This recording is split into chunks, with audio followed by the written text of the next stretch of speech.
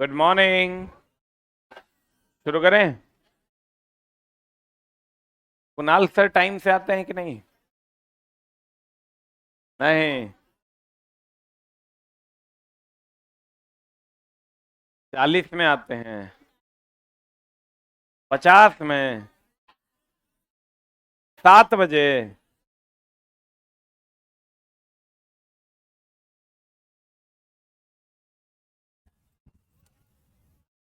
मेरे यहाँ सबसे ज्यादा लेट लतीफ आदमी वही है। अच्छा पढ़ा रहे हैं कि नहीं? कोई बात नहीं, थोड़ा लेटो आए, बढ़िया पढ़ा के चल जाए। कहते कहते चला हम थेथर हो गए। माइक। बाइक। वो स्प्लेंडर प्लस अभी कौन रखता है यार?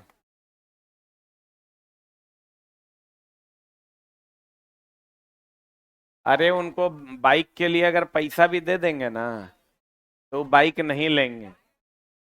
वो पैसा को अकाउंट में जमा कर लेंगे। उनसे बोलो हम बाइक खरीदवा देते हैं। उनसे बोलो बाइक खरीदवा देते हैं। कल तुम बात करना, बोलना सर बोल रहे थे कि आप अगर बाइक खरीदिएगा तो बाइक हम खरीदवा देंगे। कोई दिक्कत नहीं। वो लेवे नहीं करेगा वो आदमी। इसलिए कि ओकरा आदत है साइकिल पे चलने का। ओकरा तो बाइक दे रहा है। एक नंबर का मक्खी खा आदमी है। लोग मक्खी चूस होता है, ये मक्खी खाइए जाता है। क्या चूसना है? कहाँ तक हुआ था बता।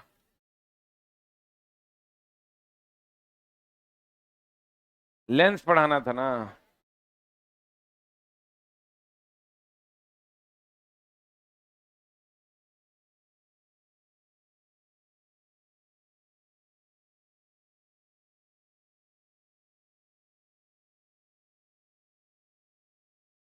कहाँ तक हुआ था रे?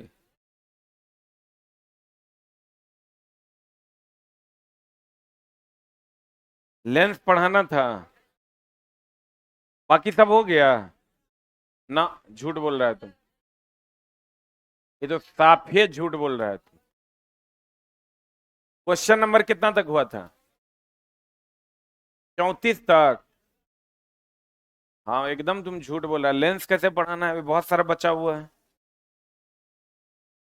छोटा क्लास करता है, अगला क्लास पता नहीं चलता है तुरा। आवर्धन एक धनात्मक और ऋणात्मक चिन्ह दर्शाता है कि प्रतिबिंब क्या होगा। बताओ क्या होगा? धनात्मक चिन्ह क्या दर्शाता है? आभासी होगा। ऋणात्मक चिन्ह? हाँ, क्या होगा आंसर? बी नंबर ना।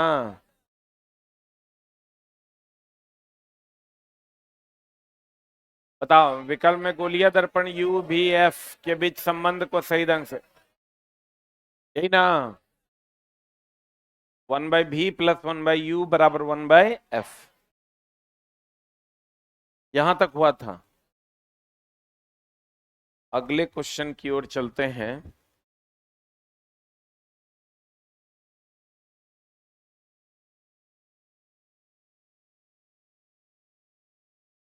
एक वस्तु को अवतल दर्पण के फोकस और ध्रुव के बीच रखा जाता है। कहां रखा जा रहा है?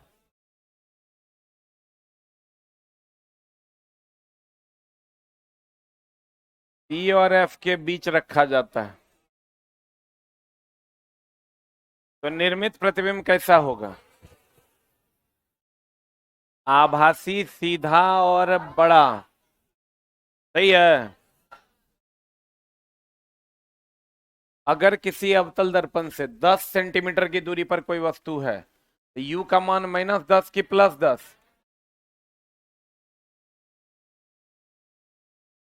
उसका फोकस दूरी 20 सेंटीमीटर है। f का मान माइनस की प्लस। तो प्रतिबिंब कितनी दूरी पर बनेगा और उसका प्रतिबिंब क्या होगा? v का मान क्या होगा? यही ना क्वेश्चन है। तो देख लो, अगर अगर फोकस दूरी 20 है।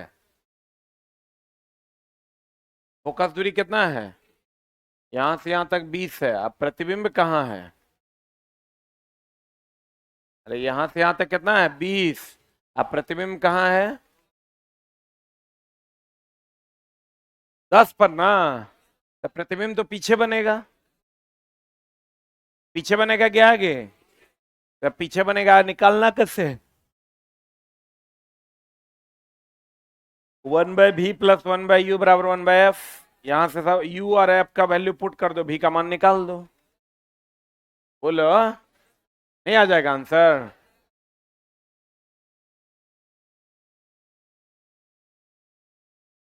आप प्रकृति कैसा होगा? पीछे ना। तो पीछे होगा तो काल्पनिक, सीधा और बड़ा कि छोटा? बड़ा। वाह, वेरी गुड।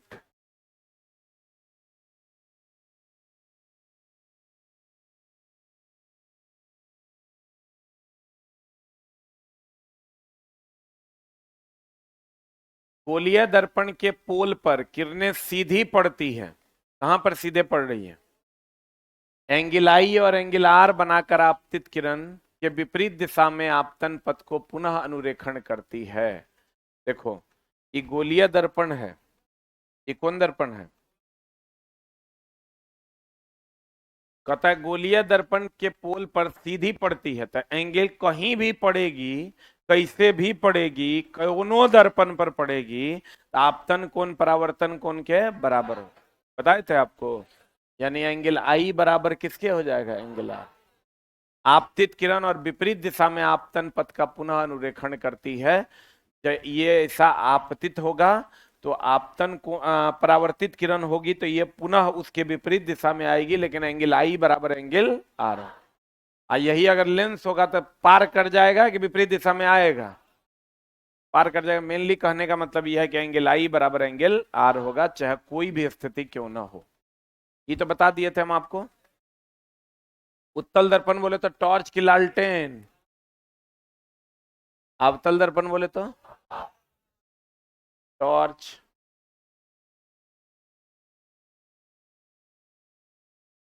इसे अभिसारी दर्पण कहते हैं। कौन दर्पण कहते हैं? आई से अपसारी। आप बोले थे रोड पर लगे परावर्तक लैंप पर गाड़ी के पश्चात दृश्य दर्पण में उत्तल ना। आप बाद बाकी सब में अवतल। गाड़ी का हेडलाइट, दाढ़ी बनाने वाला, solar plate, search light, laser light, आंख का डॉक्टर, दांत का डॉक्टर, कान का डॉक्टर, नली का डॉक्टर, ईएनटी, परावर्तक दूरबीन, ये सब क्या है? अवतल है कि उत्तल है? अवतल दर्पण है।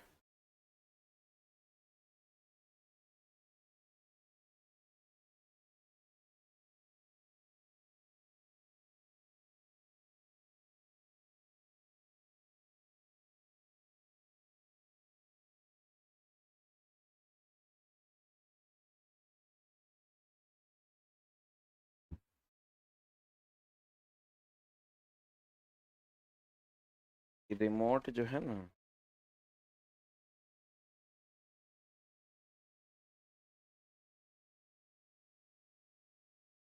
देखो अवतल दर्पण बोले तो टॉर्च की लालटेन, टॉर्च है। उत्तल दर्पण बोले तो लालटेन। तो देखो, टॉर्च, सर्च लाइट, वाहन के हेडलाइट, बल्ब, परावर्तक के फोकस के, ये जो मान लो ये बल्ब है, ये जो बल्ब आप लगाते हैं, ये कभी ऐसा टाइप का लाइट देखे है ना? ये जो बल्ब लगाते हैं ये एक्चुअल में कहाँ होता है? फोकस पर। इसका जो फिलामेंट होता है वो कहाँ होता है? फोकस। उसी तरीके से बल्ब को एडजस्ट कर, ये आपका गाड़ी का मान लीजिए हेडलाइट है, तो हम बल्ब को उसी तरीके से एडजस्ट ही करते हैं कि जो किरणें आए वो कहाँ टकराए।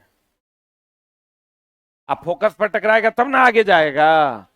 ज्यादा फोकसित होगा तब ना ज्यादा आगे जाएगा। तो आपको कहेगा बल्ब का, सर्च लाइट, वाहन का हेडलाइट, बल्ब के परावर्तक के फोकस के अत्यधिक निकट होता है। ये जो फोकस के अत्यधिक निकट होता है ये परावर्तक। ये हो गया आपका परावर्तक, और ये हो गया आपका फोकस। ये परावर्तक जो होगा ये फोकस के ज्यादा निकट होगा कि कम निकट होगा? जितना ज्यादा निकट होगा तीव्रता प्रकाश की उतनी ज्यादा होगी कि कम होगी? ज्यादा होगी। इसलिए जब भी होगा ये बल्ब का जो फोकस होगा वो परावर्तक के अत्यधिक निकट होगा, ना कि दूर होगा। और निकट होने से होगा क्या? ज्यादा दूर तक रोशनी जाएगी कि कम दूर तक? कहता सौर भट्टियों में सूर्य के प्रकाश को केंद्रित करने के लिए कौन दर्पण? तथा कौन लेंस? आप कहेगा उत्तल लेंस क्यों? आगे अभी पढ़िएगा आप। उत्तल लेंस का काम भी होता है प्रकाश को एक जगह केंद्रित करना। जो काम अवतल दर्पण का होता है वही काम उत्तल लेंस का होता है। आगे अभी पढ़िएगा तो पता चलेगा।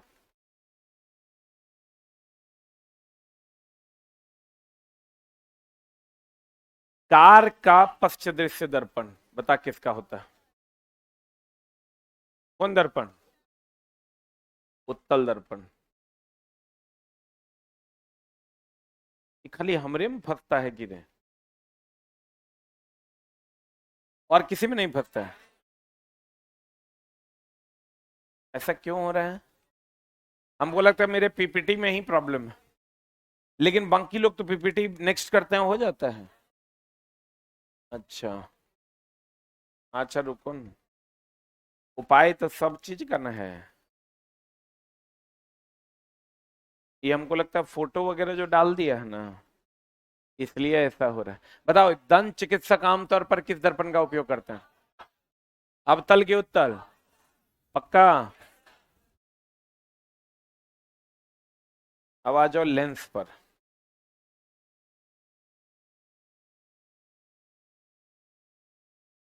इस पर आ जाओ दोस्त मेरे, लेंस पर। लेंस की अगर हम बात करें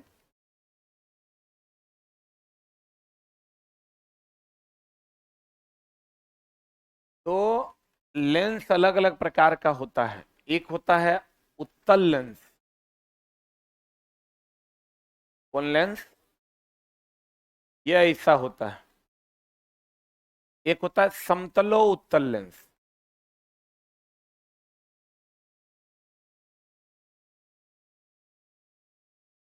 एक साइड समतल, एक साइड उत्तल। और एक होता है अवतल लेंस। रुक जा, ये समतलो उत्तल न है? तो समतलो उत्तल है तो एक साइड समतल और दूसरे साइड क्या होगा? उत्तल। ये हो गया अवतल लेंस। एक होता है समतला अवतल। एक साइड समतल, एक साइड अवतल। अब ध्यान से देखो, ये कौन लेंस है? उत्तल लेंस। ये क्या है? समतलो उत्तल। ये क्या है? ये क्या है? समतला अवतल। एक साइड समतल और दूसरे साइड अवतल। अब अगर एक कर्व होगा तो एक फोकस होगा, और दो कर्व होगा तो दो फोकस और दो सेंटर होगा। तो दोस्त मेरे, अगर इधर हम जाते हैं, ये हमारा ओरिजिन, इसको पोल नहीं बोलते, इसको क्या बोलते हैं? ओरिजिन। ऑप्टिकल सेंटर बोलते हैं। कौन सेंटर बोलते हैं? ऑप्टिकल सेंटर बोले तो प्रकाशीय केंद्र। ऑप्टिकल सेंटर बोले तो। अब अगर इसमें आप देखिएगा तो इसमें दो फोकस होता है और दो सेंटर होता है, क्योंकि इसमें दो कर्व है। एक कर्व ऐसे है और एक कर्व ऐसे है। तो दोस्त मेरे, एक फोकस, एक सेंटर को कहते हैं हम लोग 2f1, और दूसरे सेंटर को कहते हैं 2f2। ई हो गया f1, ई हो गया f2। उसी तरीके से इसमें भी होगा। इसमें भी दो सेंटर और दो फोकस होगा। ये हो गया आपका 2f1, ये f1, आइए f2 और 2f2। एक कर्व तो एक फोकस एक सेंटर, और दो कर्व तो दो फोकस दो सेंटर, लेकिन प्रभावी फोकस एक को होता है। फॉर एग्जाम्पल, अगर मान लीजिए इसमें कोई भी किरण आप ऐसे भेजते हैं, ये सभी किरणों को एक जगह केंद्रित कर देगा। और इसमें जब आप कोई किरण भेजते हैं तो ये सभी किरणों को क्या करेगा? फैला देगा। सभी किरणों को क्या करेगा? फैला देगा।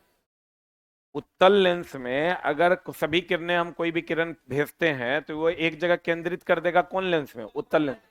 और अवतल लेंस में क्या करेगा? फैला देगा। तो याद कीजिए आप, सेम जो कन्वर्ज की डाइवर्ज। हाँ, तो याद कीजिए आप, अवतल दर्पण में भी तो कन्वर्जिंग है ना था।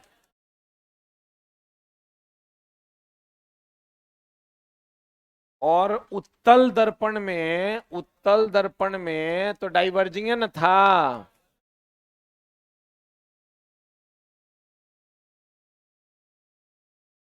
याद कीजिए, जो अवतल दर्पण में है वो काम उत्तल लेंस में है, आज जो काम उत्तल दर्पण में है वो काम क्या है, अवतल लेंस।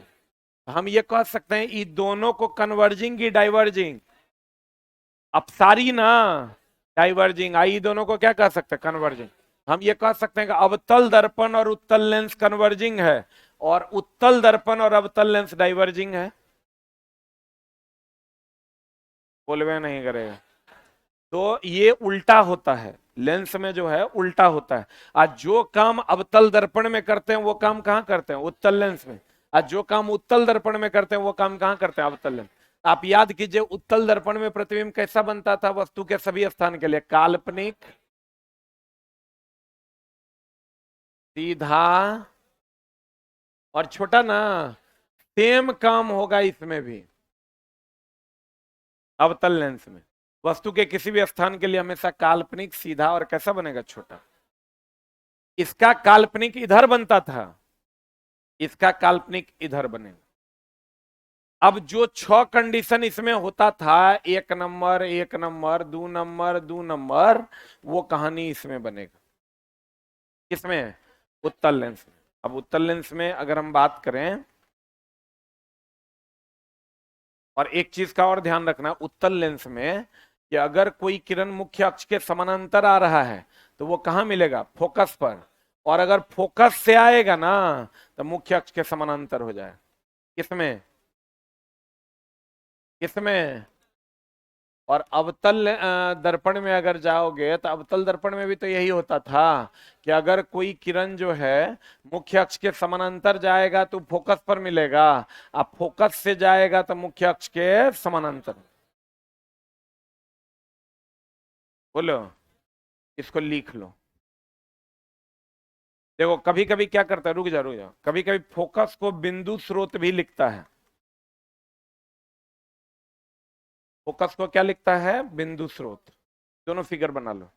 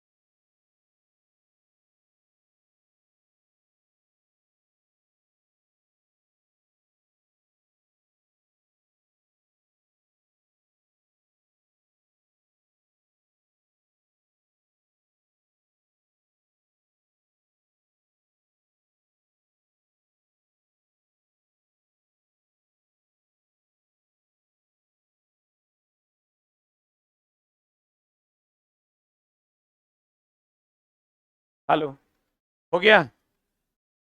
अब देखो क्या है, ई जो समानांतर रेखाएं हैं वो कहाँ मिलेगी, फोकस पर।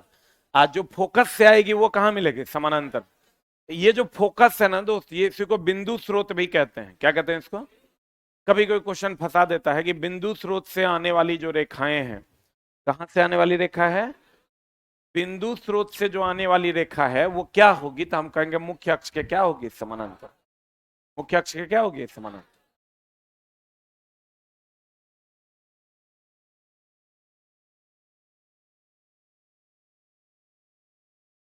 अब देखो ये गोलीय लेंस है, एक हो गया अवतल लेंस।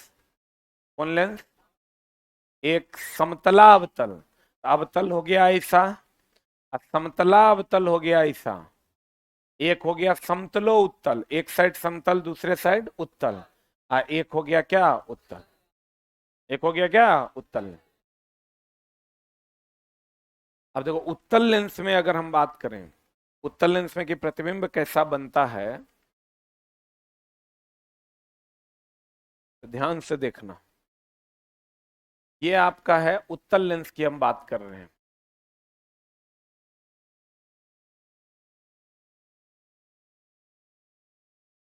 कौन लेंस है ये? उत्तल लेंस में ये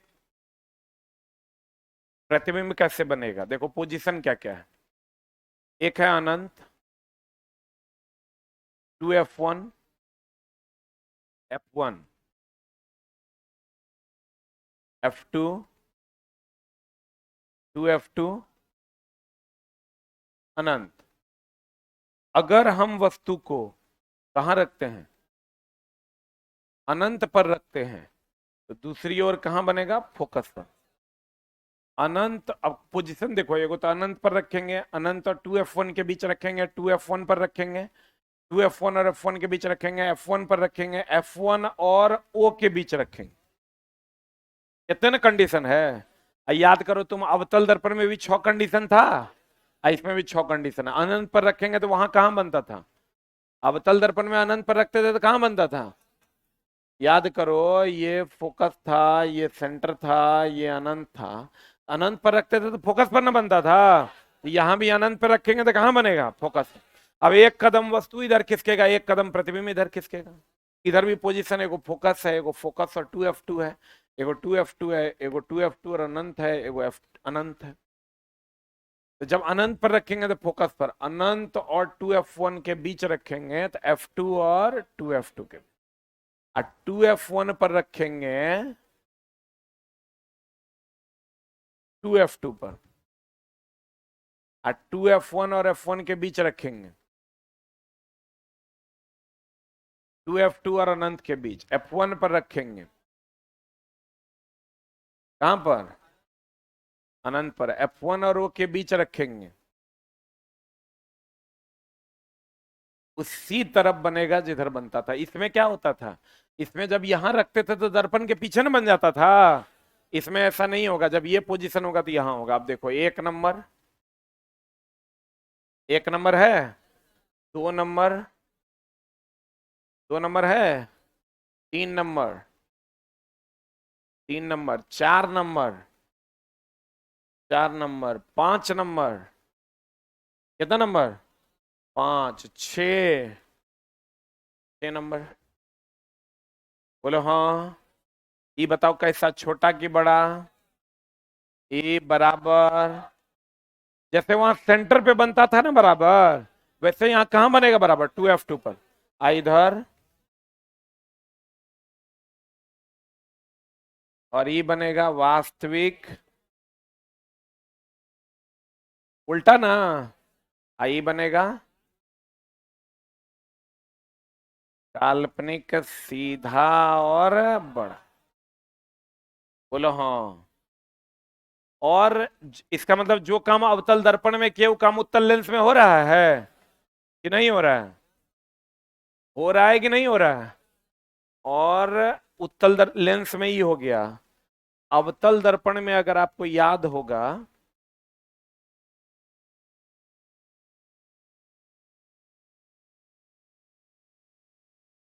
आप लोग तो, अवतल दर्पण में अगर आपको याद होगा, तो दोस्त मेरे, ये पोल था, ये फोकस था, ये सेंटर था।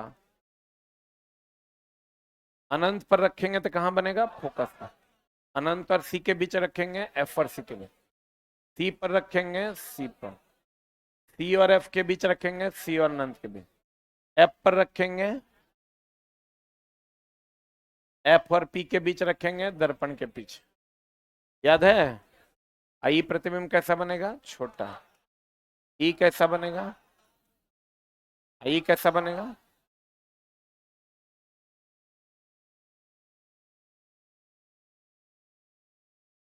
वास्तविक उल्टा। ई कैसा बनेगा? काल्पनिक सीधा और बड़ा।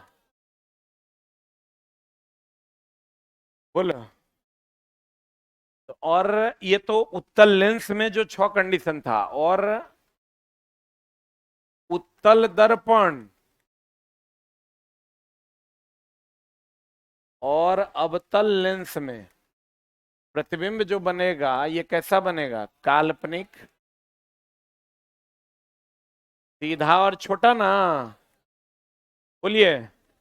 उत्तल दर्पण में एक चीज का ध्यान रखिएगा,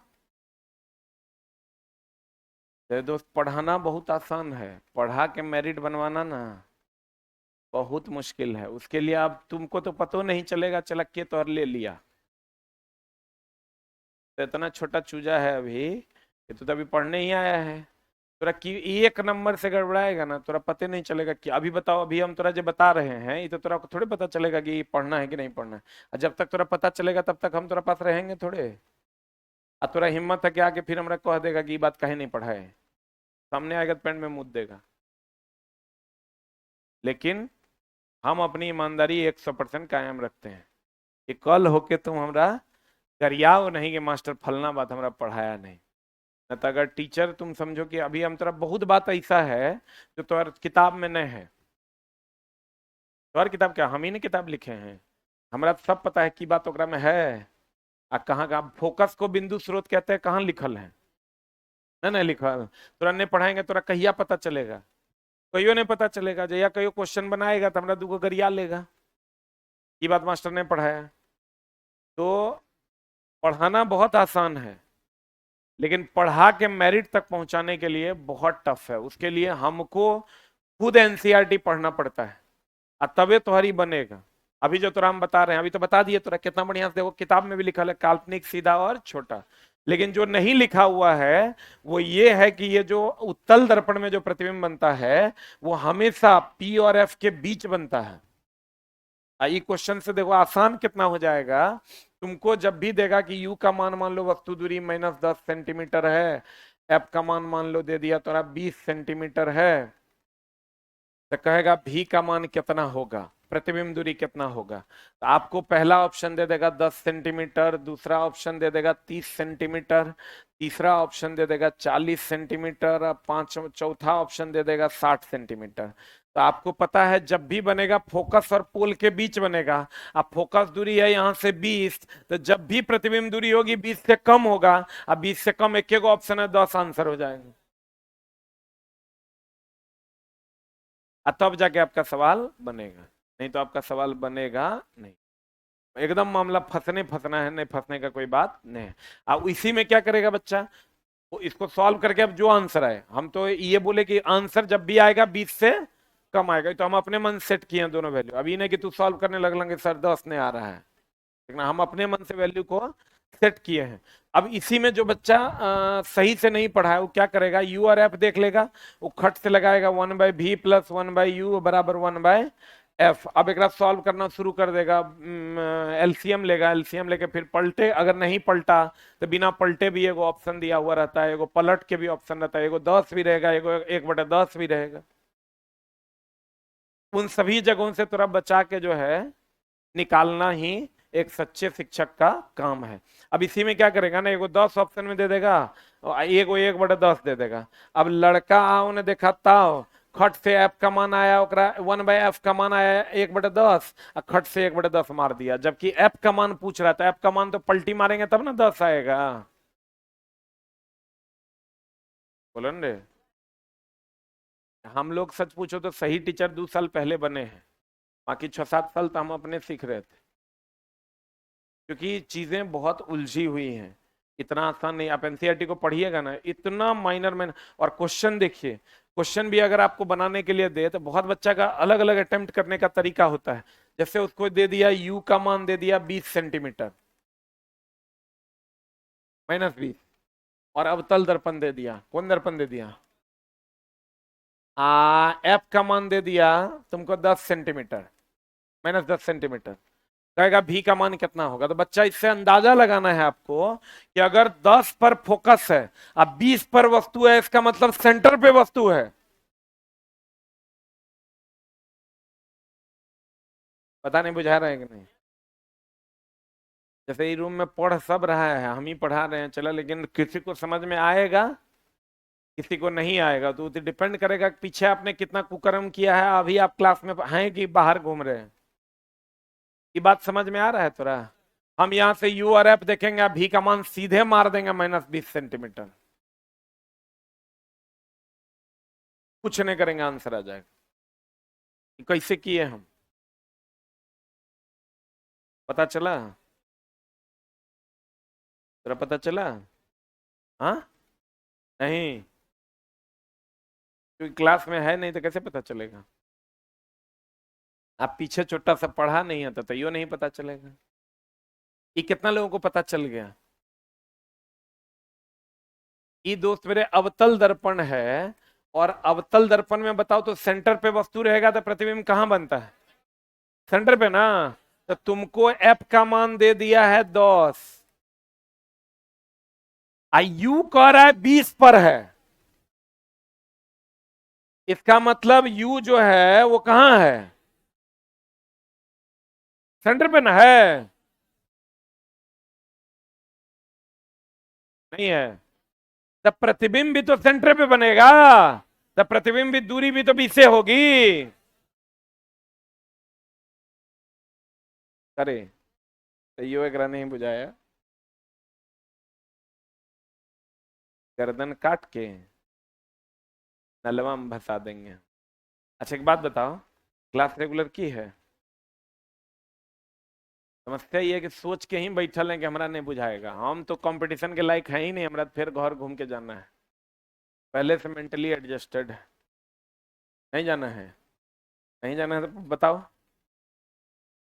समझी? पक्का? वेरी गुड, तेज बच्ची है। अब तुम लोग को समझ में आया? नहीं आया? जैसे क्वेश्चन जो होता है इस टॉपिक का, उसमें 1/v + 1/u = 1/f लगाना है, लेकिन अंतिम पोजीशन पे लगाना है। जब ना ही बनेगा, वैल्यू साफे अटर पटर है, तब लगाना है, नहीं तो नहीं लगाना।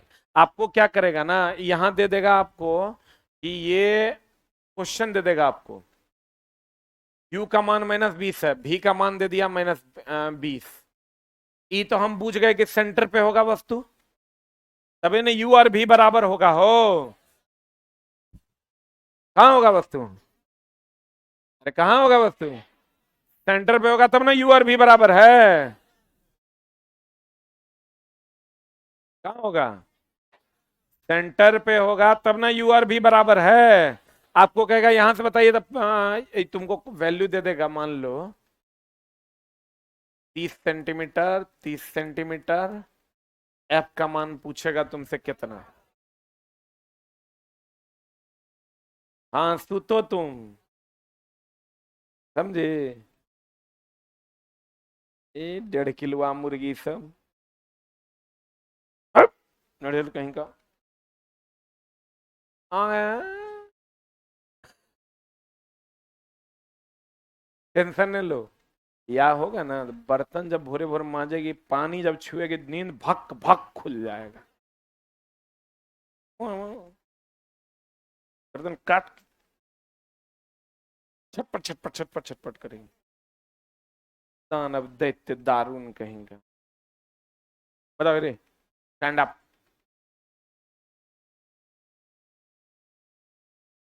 कोई नहीं बोलेगा। बताओ फोकस दूरी कितना? जल्दी बोल। हाँ कितना होगा रे? 20 ना, कि हम पढ़ाई इतना बढ़िया रहे, सुते सुते भी याद समझ में आ जाता है। तो पढ़ा भी तो हम रहे हैं, इसलिए वो झपकी मारते मारते भी याद आ जाता है। पंखा के हवा में स्थिर से देह रख देना है। चला एक आध दो दिन हम कोनो दिन हमारा हाथ से खून होगा। बैठो, थोड़ा समझ में आया रे? Stand up.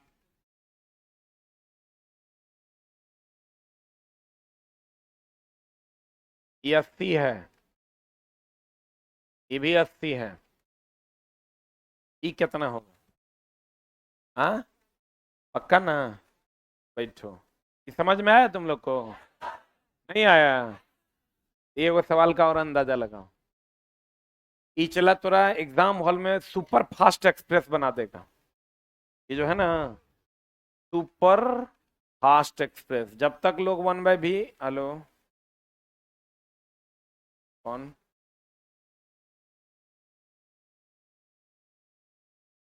क्लास में?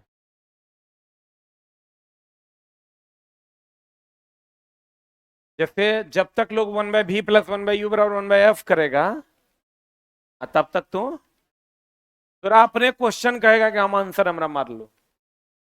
कैसे? देखो, अगर मान लो तुमको कह दिया कि बाबू रे आर का मान जो है 20 सेंटीमीटर है, कौन दर्पण में माइनस हो जाएगा, क्योंकि फोकस माइनस आर माइनस, क्योंकि एफ बराबर R/2। यू का मान दे दिया तोरा -10 सेंटीमीटर।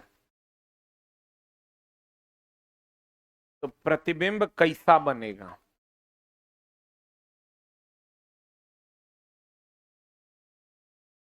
और कहां बनेगा?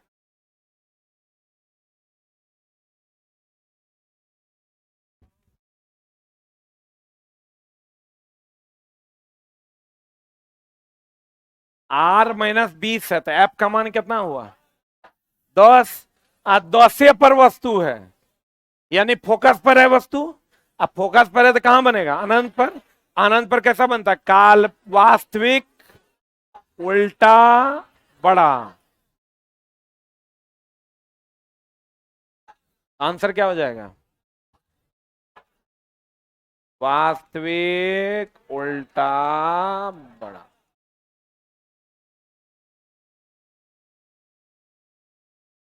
सेम कहानी लेंस में भी होगा।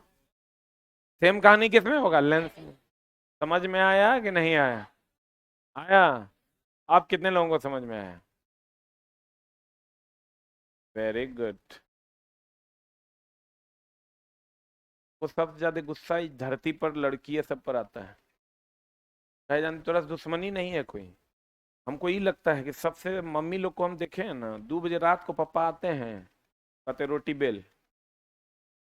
मम्मी डर से बेचारी रोटी बेलती है। अपनों आते हैं, पापा मेरे कीर्तन करते हैं। कीर्तन समझता है ना? गांव घर में नहीं, पूजा वूजा के बाद कीर्तन होता है। वो आएंगे, कहीं खाना नहीं खाएंगे। कीर्तन में तो निमंत्रण रहता है, हारमोनियम बजाइए, खाना भी खाइए, लेकिन पापा कहीं खाना नहीं खाते, किसी के यहाँ नहीं खाते हैं। वो चूंकि उनको रोटी खाना रहता है, बाकी चीजें पूड़ी वगैरह नहीं खाते हैं। अपनों आएंगे, अपन दोस्तों को लेके आएंगे।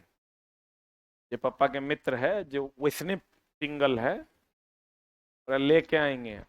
1 बजे रात, 1:30 बजे रात, 2 बजे रात, आप मम्मी को कहेंगे रोटी बनाओ, वो भी गरम गरम, ठंडा ना। फिर मम्मी बेचारी अब सूतल रहेगा 2 बजे रात को, किसी को उठा के कहिएगा रोटी बनाने, कितना गलत बात है।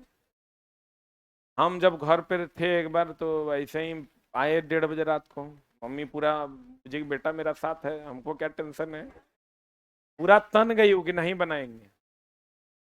आज के बाद जरा खाना होगा, वो 9 बजे आके खाएगा, ना तो झांपल रहेगा वो घर खा लेगा। हम बोले हाँ एकदम ठीक कर रही मम्मी, ये कौन बदतमीजी है, 2 बजे रात को कहे आएंगे पापा। हम अपना माँ के तरफ से खड़ा हो गए, मम्मी पूरा बरस गई पापा पे। पापा सोचे कि अभी तो दोनों हो गया, अभी दोनों हमरा सुनाएगा तो पापा अपना चुप हो गए, चुप हो गए, बोले ठीक है हम खा लेंगे। अब मम्मी अपना दिए जा रही है, हम बोले मम्मी अब सूझ जाओ ना, लेट हो गया। मम्मी अपना दिए जा रही है, दिए जा रही है, भर दम 1 घंटा तक वो जितना ओकर मन में था सब उल्टी कर दी। पप्पो खूब झगड़ा किए, दोनों खूब झगड़ा किए, हम मम्मी के तरफ से थे तो मम्मी का पलड़ा भारी था। भोर में देखते हैं दोनों एक के है।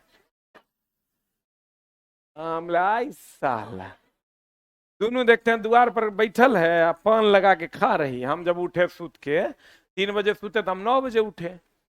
तो उस सूत के उठे, देखते हैं दोनों पान लगा के, मम्मी मेरी पान खाती है, पप्पो पान खाते हैं, अपना पान लगा के खा रहे हैं। बोले देखो साला, हम केकरा तरफ से थे और क्यों थे। उस दिन के बाद से कितनो मम्मी हमरा कुछ कह दे, हम मम्मी के झांसे में नहीं आते। हम चुपचाप टहल के, दोनों में झगड़ा हुआ, हम अपना गाड़ी उठाए चल दिए, दोनों लड़ लो, क्योंकि ये दोनों रंगा बिल्ला एक के है, ये दोनों को अलग करना। कभी कभार तो पापा फोन करते हैं कि हम इसके साथ रहबे नहीं करेंगे, हमको तलाक करवा दो। हम बोले पापा ये उम्र में तलाक ठीक लग रहा है आपको, लोग हमरा की कहेगा समझिए। कहते हैं या तो ये वहां रहेगी पटना में, हम यहाँ रहेंगे, ना तो हम वहां रहेंगे, ये यहाँ रहेगी। हम बोलते ठीक है, जरा जे करना है देखिए फरियाद लीजिए, जरा यहाँ रहना है आके रहिए, और हमको बढ़िया ना है आइए। फिर अगला दिन फोन करते पापा टिकट बना दें, कहते हैं रखो बाद में बात करते हैं। ऐसा ऐसा तो आदमी है। पति पत्नी के झगड़े में कभी भी तीसरे आदमी को नहीं पढ़ना चाहिए, महाबुड़बक होता है जो पढ़ता है। तुम्हारी बहन का तुम्हारे जीजा से झगड़ा हो गया तो भूल के भी ओकरा में अपना पैर नहीं अड़ा देना है, ठीक है ना, उससे रिलेशन खराब होता है। मेरी सिस्टर है, वो मेरे अपने मेरे बहनोई से झगड़ा कर ली एक बार। झगड़ा करके हमको फोन की कि ऐसे कर रहे हैं, वैसे कर रहे हैं, वैसे कर रहे हैं, ऐसे कर रहे हैं। हम लोग नहीं गलत तो करिए रहे हो, रुको हम बिजी हैं, कल बात करेंगे। कल फिर फोन किया, क्या हुआ था बाबू कल। नहीं कहाँ कुछ हुआ था, बाद में बात करते हैं, अभी रोटी बना रहे हैं, वो जाएंगे ऑफिस। हम लोग बस एक के दिन में।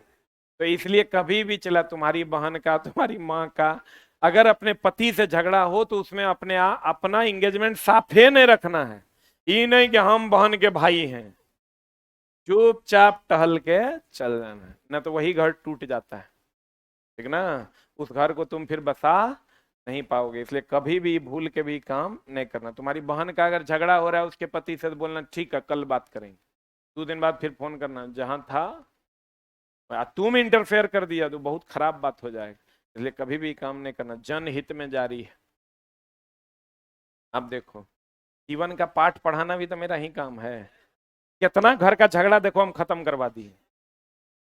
अब तुम जब भी काम करेगा तुमको मेरा याद आएगा कि सर बोले थे इसमें नहीं पढ़ना है। है कि नहीं।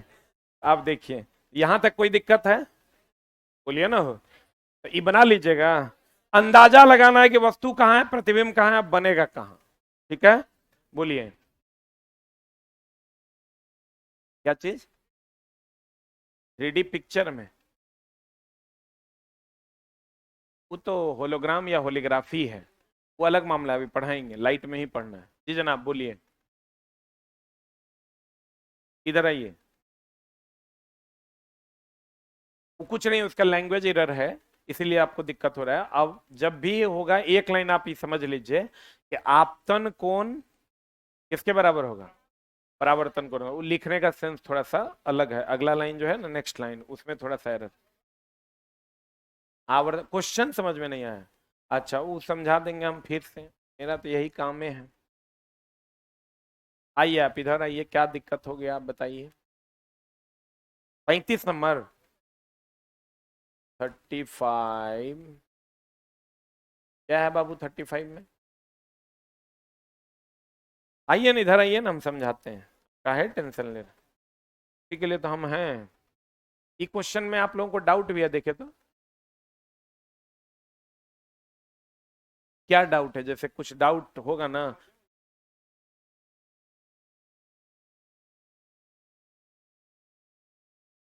जैसे इतना आप जानते थे, हम आपकी जानकारी में इजाफा तो किए हैं, कि m अगर पॉजिटिव होगा तो काल्पनिक होगा, निगेटिव होगा तो वास्तविक होगा। ये जानकारी में इजाफा हम किए हैं ना आपका। बोलिए। ये तो एकदम सिंपल है। क्या आवर्धन अगर एक धनात्मक और एक ऋणात्मक है, तो देखिए तो हम यहाँ आपको लिखाए हैं कि नहीं लिखाए हैं। आपकी जानकारी तो हम बढ़ा ही दिए हैं इसके माध्यम से। देखिए तो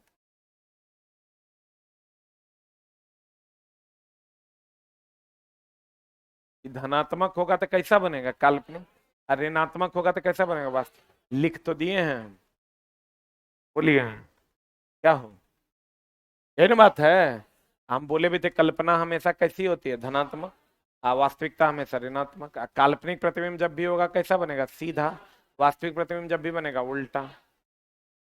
आप कहिएगा कि समझ में आ गया। तब पीछे काहे नहीं देखे आप, कितना सिंपल तो है।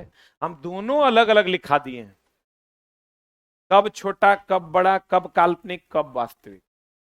ठीक है। अब इसमें कंफ्यूजन में नहीं रहिएगा। एक से बड़ा होगा तो कैसा प्रतिबिंब बनेगा, बड़ा। एक से छोटा होगा छोटा। एक के बराबर तो बराबर। Very simple. बोलिए। बाबू मेरे, सोना मेरे, ये देखो ऑनलाइन वालों, F31 वाला जो बैच है थोड़ा सा देख लो।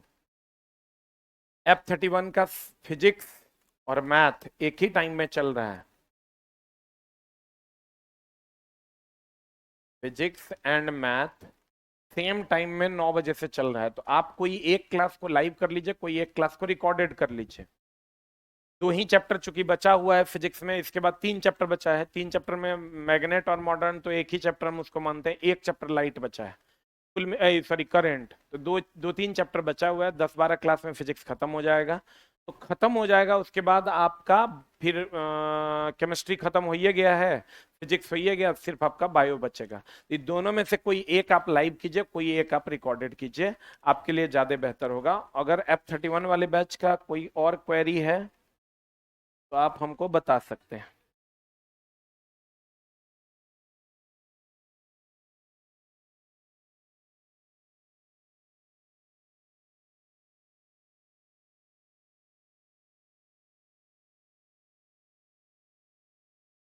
हाँ बायो चलेगा, बायो जब चलेगा तो आपको इन्फॉर्मेशन मिलेगी। बायो चलेगा भाई, पैसा लिए हैं उसका। एकदम आप निश्चिंत रहिए, एकदम चलेगा।